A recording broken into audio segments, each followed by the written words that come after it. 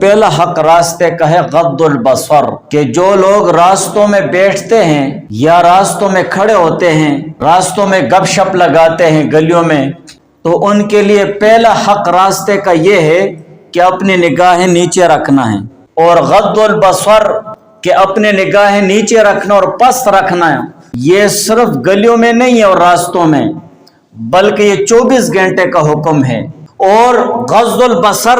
کہ اپنے نگاہوں کو نیچے رکھو، اس کا مطلب یہ ہے کہ شریعت نے جس چیز کی طرف دیکھنے سے منع فرمایا ہے اس سے اپنی نگاہیں نیچے کر دو، اس سے اپنی نظریں موڑ دو۔ قرآن اور حدیث کے حوالے سے اس چیز کی طرف دیکھنا ہی نہیں ہے